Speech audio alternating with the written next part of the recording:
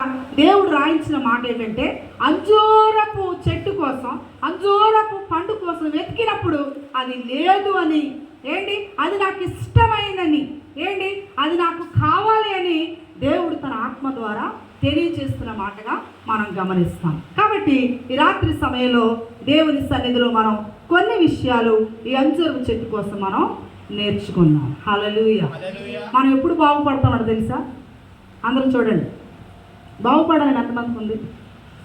ఏంటి అందరికీ ఉంటుందా లేదా? కాకపోతే మనం బాగుపడడానికి చేయవలసిన ప్రయత్నాలు మనం చేయమంతే. ఎవరు చెడిపోవాలని ఉంటుంది చెప్పండి? ఎవరికైనా చెడిపోవాలని? బాగుపడాలంటే 2 పనులు చేయాలంట. ఏంటో తెలుసా?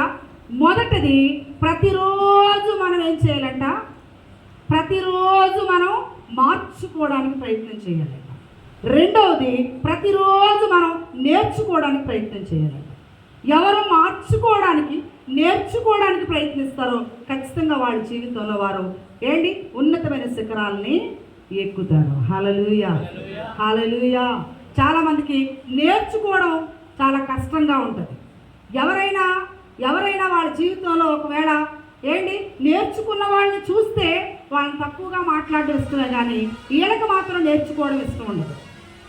ఏంటి పెద్ద తెలివైనడు అయిపోయాడండి, ఏంటి పెద్ద జ్ఞానవంతుడిలా చెప్తున్నాడండి అంటారు. కానీ నిజంగానే కష్టపడ్డాడు.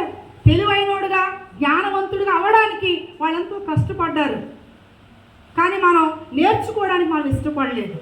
రెండోది ఏం చేయాలట?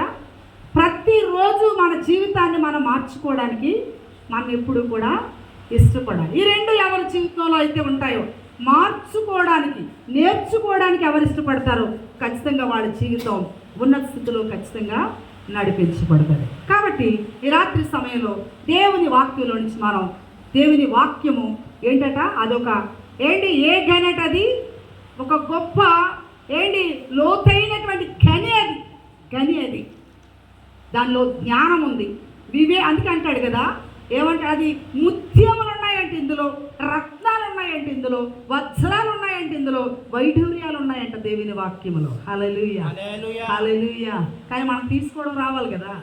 ఏంటి దేవుని వాక్యములో ఎన్నో ఉన్నాయి, కానీ వాటిని అన్నింటినీ మనం తీసుకోవడం, మనం నేర్చుకోవాలి, తెలుసుకోవాలి. కాబట్టి ఈ రాత్రి ఇంకో విషయం కూడా నేను చెప్పి ముందుకెళ్తాను. ఒక వ్యక్తికి ఎప్పుడు విలువ వస్తుందో తెలుసా?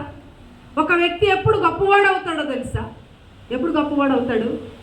ఏంటి ఒకే ఒక సీక్రెట్ ఏంటో తెలుసా?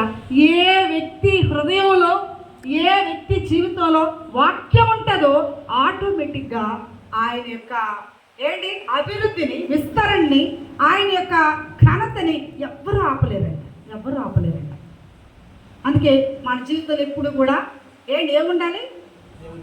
దేవుని వాక్యం మన జీవితంలో ఉండాలి. అందుకే దేవుని వాక్యాన్ని చదవాలి. నేను ఎప్పుడు చెప్తాను, దేవుని వాక్యాన్ని చదవాలి, దేవుని వాక్యాన్ని ఇంకా ఏం చేయాలి? వినాలి. దేవుని వాక్యాన్ని ఇంకా ఏం చేయాలి? అనాలి. వినాలి, తినాలి, అనాలి. ఇవి కూడా 3. ఏం చేయాలి? దేవుని వాక్యాన్ని ఏం చేయాలి? వినాలి. దేవుని వాక్యాన్ని అనాలి. దేవుని వాక్యాన్ని తినాలి, వినాలి, అనాలి. అన్నం అంటే ప్రకటించడం. ఏంటి అన్నం అంటే ప్రకటించడం, తినడం అంటే చదవడం, ఏంటి వినడం అంటే మనకు తెలుసు. దేవుని సేవకులు చెప్పినప్పుడు జాగ్రత్తగా దేవుని వాక్యాన్ని వినడం. స్తోత్రం చెప్పండి. హల్లెలూయా. కాబట్టి దేవుని వాక్యం ఎవరికి వచ్చునో వారు దైవములైపోతారంట. దేవుని వాక్యం ఏమవుతుందంట?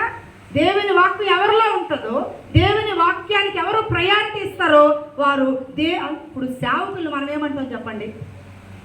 సేవకులు ఏమంటాం మనం? ఏమంటాం? దేవుడిని చూసామేంటి? సేవకుల్లోనే దేవుడిని మేము చూస్తున్నాం అంటాం. అసలు మనకి దేవుడి కోసం తెలిసిందే సేవకుల వల్లే కదా. సేవకులు లేకపోతే మనకు ఎలా తెలుస్తుంది? అవునా కదా చెప్పండి. ఇంకా మనం చాలాసార్లు సేవకుల్ని ఏ దృష్టితో చూస్తామంటే, దేవుడికి ఇచ్చేంత ప్రయారిటీ వాళ్ళకి చాలాసార్లు మనం ఇస్తాం.